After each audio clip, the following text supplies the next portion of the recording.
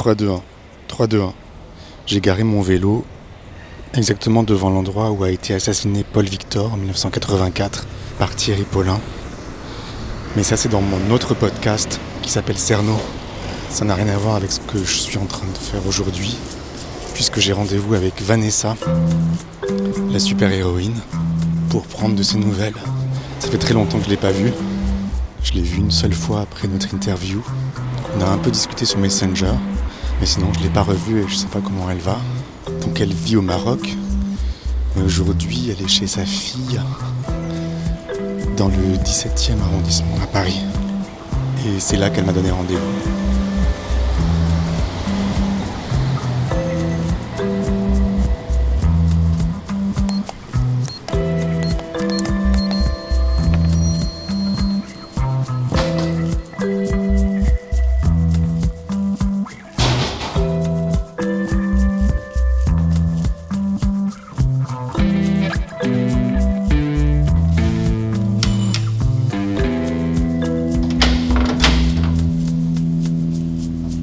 Salut. Ça va? Ça va et toi? Bienvenue dans la Merci. poupée de ma fille.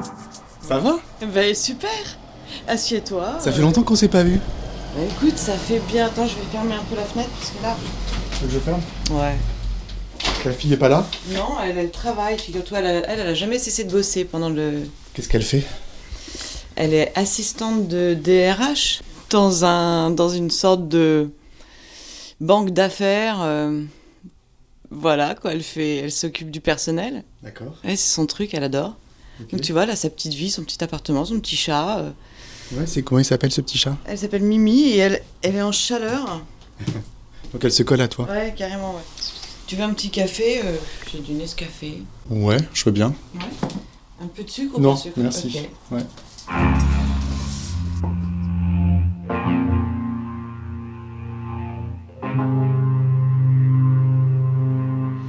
Bon, comment tu vas? Ah, écoute, moi je vais bien. Je suis complètement déracinée parce que je suis plus chez moi. Maintenant, ma vie, elle est plus en France. Bon, là, j'ai refait un peu la paix avec la France en étant à la campagne là-bas, chez mes parents. C'est magnifique, c'est là-bas que je suis restée depuis un petit moment. Là, c'est très reposant, ressourçant. Mais ici, à Paris, j'ai absolument pas envie d'aller me promener. Moi, j'ai besoin du son. Tu vois, là-bas, au Maroc, waouh, tout est pulsion 100 000, quoi. Le son, les couleurs, les odeurs, même quand elles sont mauvaises. Et même le son strident, de toute façon, c'est toujours très fort là-bas, le son. J'arrive ici, j'ai l'impression que tout est en sourdine. C'est un trip, mais passager. Voilà, je fais un petit voyage, mais après, je retourne là-bas, dans le bordel. T'es bien là-bas? Ah ouais, bah, ça me correspond carrément. Ça me correspond, c'est hors du temps. Et quand j'étais petite, évidemment, j'avais les cheveux blonds, pareil, et j'étais torse nu dans la targa, dans la campagne, en Sarouel, avec mes potes là-bas. Ouais. C'est vrai que t'avais grandi un peu au Maroc. là-bas, au Tes parents Maroc, te beaucoup. confiaient à Voilà. quelqu'un. À quelqu'un, Clélia. Ben, en fait, j'y suis retournée, c'est pareil qu'aujourd'hui. Donc c'est un peu le retour au pays de ton enfance. Ouais, exactement. C'est le retour au pays de mon enfance. C'est un pays aussi où j'ai pas... Voilà, mon passé, il est que très lointain. Je n'ai pas eu de choc émotionnel là-bas. C'est ça, parce que quand tu reviens à Paris, j'imagine que tu dois être un peu... comment dire? T'as un passif à Paris, quoi. Ouais, à Paris, ouais, ce passif de Paris, qui finalement me paraît très très lointain. Ouais. C'est vrai qu'il y a quelques années, quand je revenais à Paris, j'avais toujours cette espèce d'angoisse à des endroits stratégiques comme Stalingrad, comme, tu vois, des endroits où à la Chapelle, enfin, la colline, tout ça où j'allais. Il y avait de la drogue. Où il y avait de la drogue. Bah, ça m'empêchait à l'époque d'aller sur Paris, parce que ça me mettait mal à l'aise. Et maintenant, au contraire, quand je vois ça, quand je vois tout mon passé, les endroits où j'ai été, si j'y passe, bah, au contraire, ça me donne une impression, oh, comme la vie est belle, putain, c'est fou, qu'est-ce que je suis loin de tout ça maintenant, tu vois, voilà. Et finalement, de me dire que Ça a été un passage obligé pour moi, pour me rendre compte que la vie était belle. Des gens, ils n'ont pas besoin de ça, ils ont beaucoup de chance. D'ailleurs, j'aurais préféré prendre un raccourci et aller directement à ma vie de maintenant. Ça veut dire maintenant, la vie est belle simplement. Mais pourquoi il a fallu que je passe par 20 ans de catacombes pour pouvoir voir que le soleil est magnifique? Ouais. Ça, je ne sais pas. Il y a des gens qui ont la chance de pouvoir y aller directement. Mais je pense que mes enfants, j'ai réussi à faire un truc, c'est que mes enfants, je vois ma fille, elle a une vie, elle a la vie que j'ai l'impression qu'elle est vieille. En fait, elle est bien. Elle est sage. Elle est sage. Et moi, j'ai mis vachement longtemps avant de commencer à être sage. C'est ce que j'allais te dire, en fait. C'est ce qui m'a frappé quand tu m'as ouvert, là. C'est que je te trouve assagie. Oui, ouais, c'est ça. Il y a aussi le fait que je sens que la vie est passée. Elle passe. Et là, je commence à le sentir vraiment... j'avais jamais réalisé que je vieillissais. D'accord. Je croyais que j'étais encore une jeune fille. Je sais pas si on peut appeler ça une jeune fille. Intemporelle plutôt, tu vois. J'avais pas de jeune, vieux, rien. Ça me pesait aucun... Je voyais pas ça comme ça, la vie. Maintenant, j'ai vu que... J'ai vu que le temps passe vite. Et que j'ai vu les rides, je commence à voir les cheveux blancs, tu vois, je commence... Et puis, je m'aperçois que c'est quand je vois mes enfants aussi, comme je les ai un peu perdus de vue depuis un moment. Quand je les vois, ils ont vachement évolué à chaque fois, mais ils n'ont pas grandi en hauteur, ils ont grandi en maturité, puisqu'en hauteur, ils grandissent plus, ils sont déjà grands depuis longtemps. Ils ont quel âge? Ma fille, elle a 24 ans. Et Luca, il a 18 ans. Alors Luca, il vit sa meilleure vie en ce moment, c'est-à-dire que lui. Alors là, c'est incroyable ce qui s'est passé. Tu sais que je l'ai abandonné, non, mais je l'ai éloigné de moi puisque je suis partie au Maroc il y a maintenant 5 ans. Et puis qu'avant ça même, il était parti chez son père parce que j'avais des soucis, souviens-toi. Et bien maintenant, lui, depuis qu'il a 16 ans, il a la même petite copine, lui. Une nana. Ils se sont rencontrés sur les bancs de l'école. Puis, ils sont à la fac ensemble. Et ses beaux-parents, à mon fils, donc les parents ont accueilli vachement mon fils. Ça veut dire que moi, quand j'ai été voir mon fils dans sa fac à Montpellier, j'ai été faire un tour pour voir son appart à Montpellier. Il m'a carrément pas laissé rester chez lui. Il m'a emmené chez ses beaux-parents directement. Et j'ai passé 3 jours là-bas avec sa petite copine, son beau-père et sa belle-mère. Dans une petite maison à Perpignan, petit pavillon de gens très normaux, adorables, hein, certes, alors là, adorables. Mais je suis une punk, moi, à côté, tu vois. Et lui, il s'est trouvé une famille d'accueil, trop choupinou. Il vient d'avoir 18 ans. Qu'est-ce qu'il fait comme étude? Alors, il était en fac d'éco. Et il a décidé que ça l'intéressait plus. Maintenant, il veut faire une école de commerce. Voilà. T'as l'air étonné. Tu vois, il a trouvé une sorte de... C'est incroyable, il a trouvé un foyer plein d'amour et de rigolade. Donc je suis très contente. En fait, j'ai l'impression que tu as l'air étonnée parce que tes enfants sont stables. Ouais. Ouais, mes enfants sont ultra stables. Ça veut dire que c'est réussi? Ah oui, de ce côté-là, je pense que de ce côté-là, c'est réussi. Je pense que j'ai aussi eu la chance de faire des enfants avec des papas responsables et qui ont été des super papas. Même si c'était pas gagné. Ah bah non, c'était pas gagné, mais bon, c'est devenu... Voilà, une fois que les enfants ont un peu grandi, et l'un et l'autre, ils ont quand même assuré... franchement, tu vois, ça... Mais en fait, ce que je trouve étrange, c'est que t'as l'air de partir du principe que t'étais pas une bonne maman, mais en fait, t'as été une bonne maman. Je pense que j'ai été une bonne maman. J'ai été une maman débordée, je pense, à un moment. Non, mais c'est-à-dire que le négatif, il était tout petit comparé à tout ce que j'ai pu leur apporter en positif. Ouais. Donc ça n'a pas joué finalement. Tu vois, ce n'est pas passé à travers la barrière. Tu vois. Parce que je pense que... Quelle chaudasse cette chatte. Je pense que... Elle se roule. Si j'avais... Ouais, c'est ça. Je pense que j'ai joué un rôle là-dessus. C'est de toujours faire gaffe aux enfants, malgré tout ce qui s'est passé.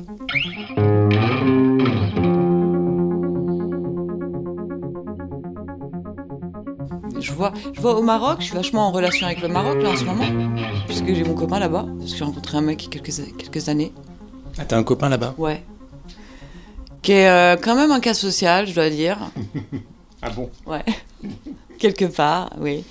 Parfois je l'engueule aussi en lui disant écoute moi je suis pas ta psy, c'est bon, j'ai tes problèmes, tu les règles parce que je suis assez indépendante, j'ai du mal à être collée serrée et lui il est plutôt carrément dépendant. Et puis voilà, je fais aussi une cure de pas trop de fumette de shit en France là depuis que je suis là. Tu m'as dit je suis indépendante. C'est ça que tu viens de me dire? Ouais, je suis indépendante. Ça veut dire que t'as plus de dépendance? Non, sentimentalement en tous les cas, je suis complètement indépendante. Après, oui, je suis indépendante. J'avoue que quand même le shit, c'est ma seule petite dépendance que je gère parce que je peux passer 3 semaines sans, tu vois. Mais vraiment, c'est comme si, je crois que je suis née dedans. Tu sais que ma mère, quand elle m'a accouché de moi, elle était défoncée. Ça, elle s'en souvient. Malgré, tu vois, elle pourrait même te le raconter encore aujourd'hui, malgré sa maladie d'Alzheimer. Ça, le jour où je suis arrivée, elle s'en souvient par cœur, le bad trip qu'elle s'est fait. Et je crois que je suis née, moi, à l'époque, je suis née dans la beuh, quoi. Tu vois, ça fumait partout autour de moi. C'était vraiment... Et qu'aujourd'hui, quand j'ai plus de quoi fumer, mon psy m'en avait parlé de ça. Je m'auto-médicalise, tu vois. D'accord. Une sorte de bipolarité, une schizophrénie latente que j'arrive à canaliser et à gérer et à fonctionner quand je fume de l'herbe. Et alors, oui, c'est ça que j'allais te poser comme question. Donc, tu dis que tu es bipolaire, schizophrène. Ouais, je pense que je dois avoir... Oui, il y a plusieurs formes de schizophrénie et de bipolarité. C'est à des niveaux et des degrés. Il y en a des... Tu vois, c'est à l'infini. Par contre... moi, c'est petit, c'est pas quelque chose de prononcé, c'est quelque chose qui existe et je le sais, je me rends compte au moment où je n'ai rien à fumer, je fume pas toute la journée, mais les 2 joints que je fume me suffisent à canaliser ça, c'est-à-dire que tout d'un coup, je suis plus capable d'être dans la projection ou d'être dans... Je peux plus prendre de recul sur rien, je suis dans le présent, dans l'instant présent et en angoisse totale. C'est un problème j'ai besoin, grâce à la beuh, j'ai un recul, tu vois, autrement, je suis plutôt dans l'autodestruction, moi, l'autre moi. L'autre moi, il a pas envie de fabriquer, il veut démonter, il veut pas monter, il veut démonter, tu vois. D'accord. Plus de drogue dure? Ah non, plus de drogue dure depuis très longtemps.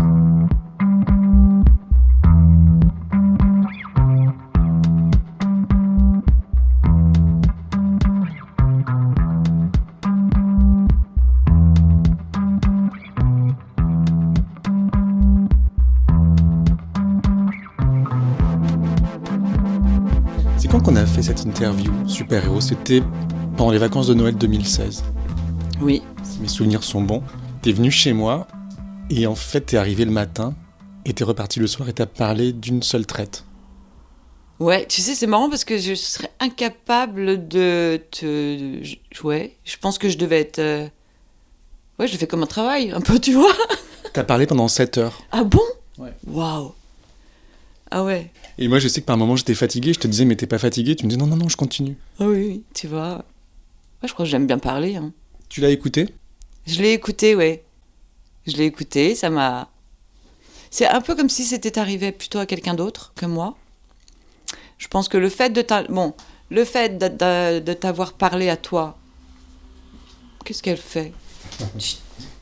C'est les griffes. Je pense...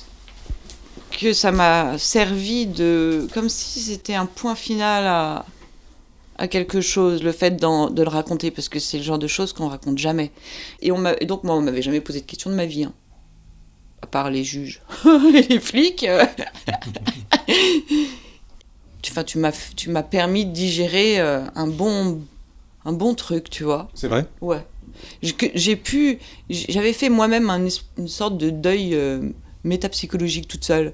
Quelques années auparavant, je me souviens très bien d'un moment précis, je ne sais pas pourquoi, j'avais eu une image dans ma tête d'un rêve. C'est grâce à un rêve. Les rêves, ça permet vachement d'avancer. Hein.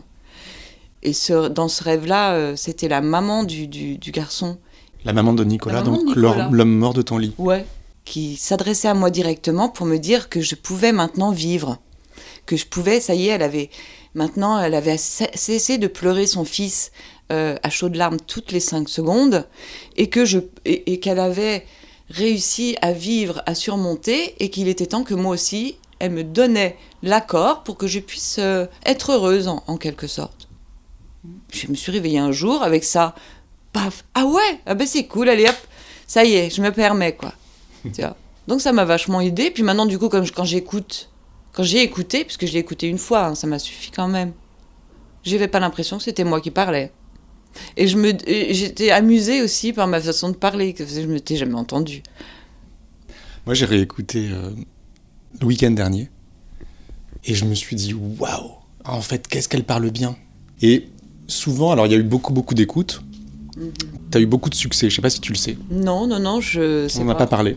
Non. Et en fait, on a même gagné un prix du meilleur podcast documentaire Waouh, au Paris Podcast Festival. Génial. Ouais, grâce à toi. Et du coup, il y a beaucoup de gens qui m'ont dit elle parle bien, et presque elle parle trop bien, et elle parle de cette vie assez chaotique, du moins au début, avec de la légèreté. Ouais. Ben, c'est pour ça que quand on peut en parler, on peut en parler de façon légère. Ça sert à rien. En plus de... Ben déjà, c'est peut-être une manière de vivre. Ma vie, elle est comme ça. Moi, je mets tout léger. Tout est léger. J'allège le lourd. Mais dans mon métier, c'est pareil. Le montage, c'est ça. Tu fais que ça... Tu fluidifies. Tu fluidifies, tu enlèves les lourdeurs, tu enlèves tout ce qui est... Et tu arranges. Bon, voilà, je pense que je fais pareil dans la vie. Ça doit être ça. Ouais. Alors du coup, parfois, je crois qu'on m'a dit, mais est-ce que c'est une actrice ? Ça aurait été mon rêve d'être actrice. Si j'avais pu être actrice. Mais je pense que pour être actrice, il faut être encore plus mal dans ses baskets que moi. Alors, il y a beaucoup de gens qui m'ont dit, mais elle est comment ? Est-ce que tu peux m'envoyer une photo ? Alors bon, je le faisais pas parce que... Bah tu peux, franchement, moi j'ai aucun souci. Et maintenant, avec le temps qui est passé, mes enfants qui ont grandi, à qui je n'ai jamais parlé de ce projet, mais bon, j'imagine que forcément, ça peut arriver, ça me dérange même pas. Oui, mais mes enfants, au contraire, ce sera bien un jour qu'ils mettent des mots sur une attitude. Tu l'as fait écouter à personne ? Je l'ai fait écouter à une amie que je connais depuis que je suis toute petite, qui est plus une amie de ma maman. Et je sais pas pourquoi, je lui ai fait écouter à elle. Pourquoi, je ne sais pas. Autrement, non, c'est tout. Mais bon, je reçois beaucoup de messages. Voilà, comment elle est, comment elle va, est-ce qu'elle a repris la drogue, est-ce que tout va bien maintenant ? Eh ben ouais. Et en fait, les gens se sentent très proches de toi. Oui, en fait, voilà, ce que je voulais te dire, c'est que, est-ce que tu as honte de ta vie ? Alors, j'ai pas honte du tout de ma vie. Puisque je le redis, c'est comme si c'était un autre moi. Je dirais pas que c'est pas moi, mais c'est un autre moi pendant une autre période, un autre temps. Et puis moi je trouve que du coup quand on écoute, on voit tout l'enchaînement de ta vie et que quelque part... Mimi, dis donc. Il y a quelque chose d'héroïque. Ouais, c'est vrai que je me sens vachement fière d'avoir autant... C'est vrai que toute ma vie, je vais garder ces souvenirs et ces sensations de drogué. Parce que je l'ai. Parfois, il suffit que je passe dans la rue, je me promène et il y a une odeur. Alors, ça peut être, je ne sais pas pourquoi, souvent les laveries, je passe à côté et il y a une odeur qui me rappelle l'odeur de la coke qui se cuisine. Parce que, tu vois, C'est une odeur chimique. C'est une odeur chimique. Tu l'as aussi quand tu prends l'avion, tu as l'odeur du kérosène. Moi, j'ai les sens qui sont très, très aiguisés, tu vois. Le kérosène, c'est ça sent la coke. Ça me ramène à et je me dis, waouh, comment j'ai réussi à rester sur Terre tout en m'envoyant en l'air.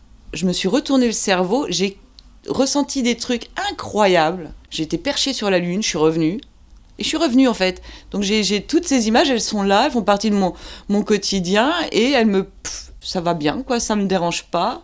Au contraire, C'est comme si j'avais vu un autre espace-temps. Je te jure, il m'est arrivé des choses et j'ai vu et ressenti, grâce aux drogues, des choses que j'aurais jamais ressenti autrement.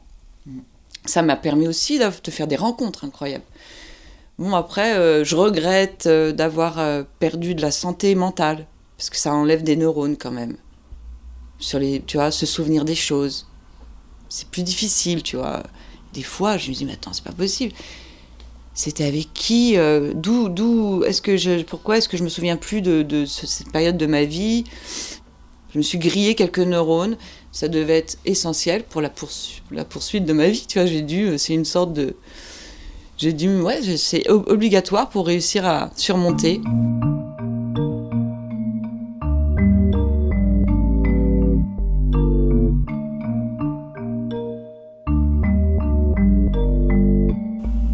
Ça y est, t'as fini, Mimi, elle est oust. Il y a une jeune fille qui m'a envoyé un message. Il faut que je retrouve un mail pour poser une question. Regarde-moi ça. Chut. Non, allez. Ah, question sur super-héros Vanessa. Ah ben voilà. Je te la lis. Bah oui, Donc c'est une jeune fille qui m'écrit, qui s'appelle Anouk, qui m'a écrit un mail en décembre. Elle me dit « Bonjour, je suis une fervente auditrice de vos podcasts et je tenais tout d'abord à vous remercier pour ce que vous produisez.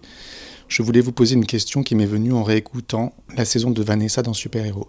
Elle explique que pendant les 3 ans de procès dus à la mort de Nicolas, elle relatera toujours le même mensonge sur la provenance de l'héroïne qui a engendré son overdose. Je voulais vous demander si vous saviez ce qui avait été dit à la famille de Nicolas. Sont-ils au courant de la vérité sur la provenance de l'héroïne ? Car tout en comprenant totalement pourquoi Vanessa a donné cette version à la justice, je trouve que la famille mérite de connaître les circonstances exactes de la mort de leurs proches. » Oui, je pense qu'ils ont... Alors, je pense ils sont absolument au courant de tout, parce qu'ils étaient portés partie civile et qu'à partir de là, ils avaient accès au dossier, et donc ils ont eu absolument tous les détails, jusqu'à ce que moi j'avais dans le sang, tous les détails. Donc la famille est au courant de tout. La famille, c'est normal, elle a porté plainte, elle voulait, c'était pour savoir. Et c'est pour ça que je pense que sa maman est venue me voir dans mon rêve, pour me dire, c'est bon, je dirais, c'était au moment, juste avant que je parte au Maroc, donc il y a 5 ans, quoi, qui me disait que ça y est, je pouvais vivre sereinement, qu'elle avait fait le deuil, tu vois. Alors elle le fera peut-être jamais de toute sa vie. Je pense que quand on perd son enfant, jamais on fait vraiment le deuil. Mais en tous les cas, elle avait plus la haine contre moi. En fait, l'énergie haineuse de la part qui était tellement forte de la part de cette maman, moi, m'a mis en dépression, forcément. J'ai pensé à elle toutes les 2 secondes. Moi, je suis maman en plus. Donc voilà, ça a été une étape. Mais évidemment, ils savent tout. Et ils savent même plus que moi, je suis sûre. Donc ouais, tout ça est bien glauque. Mais... derrière toi. Ouais, voilà, c'est derrière moi. Évidemment, ça fera partie toujours de ma vie. Et d'ailleurs, je trouve que c'est une raison pour laquelle j'ai accepté de faire cette chose avec toi. Ce podcast. Ce podcast. Il faut, même en sa mémoire à lui, que je raconte la vérité. Tu vois, que je me raconte la vérité, que je puisse en parler naturellement et comme de quelque chose qui fait partie de la vie. Et ouais, c'est très dur. C'est vraiment très très dur. Et quelque part, je pense que cet horrible événement m'a permis à moi de réussir à trouver que la vie était vachement belle, tu vois. Parce que quand tu vois que la mort, elle est si proche, bah voilà, tu trouves que la vie est belle.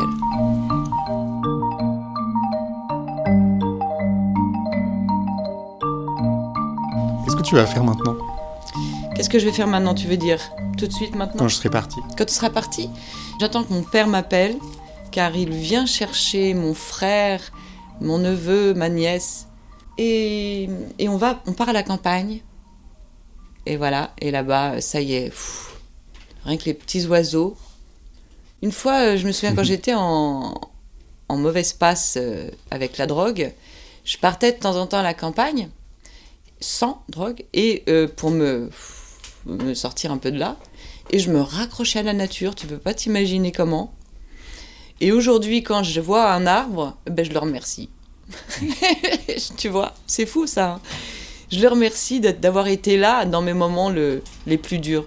Parce que je pense que la nature, quand on est dans une mauvaise étape psychologique et même physique, avec la maladie ou quoi au caisse, il suffit de s'approcher d'une feuille pour sentir la vie, en fait. Et ça permet vachement de pouvoir enlever une grande part de douleur. La nature. Se rapprocher de la nature. J'ai l'impression que tes yeux ont changé. Ah bon ? T'as des yeux gris, bleus maintenant. Ah mais ils étaient déjà comme ça avant, non ? Je m'en souvenais pas comme ça. Ah, ça doit dépendre de la lumière. En fait, soit j'ai les yeux un peu gris-bleu, soit j'ai les yeux tout gris quand il fait gris. Soit bleu quand il fait très bleu. T'as des très beaux yeux. Ah ouais, je te remercie. Je vois beaucoup moins. Ah ouais, ça c'est très très handicapant. Mais bon, voilà, c'est ça, on vieillit. Hein. En fait, en ce moment, je crois vachement... Je me rends compte à quel point on est fragile. Tu vois ? Et ouais, et puis c'est ça la vieillesse, tu vois, je me rends compte que je vieillis, que mes parents sont en train de vieillir, qu'il faut que je m'en occupe et tout, c'est waouh.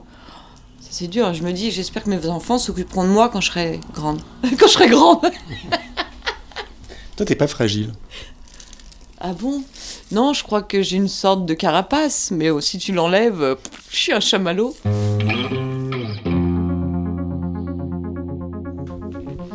Je vais te laisser, moi. Bah écoute, c'était top. Tu repars quand ? Bah j'attends que le père m'appelle, je repars dans le... Ah, au Maroc, je ne sais pas. Ouais, je sais pas. Galère.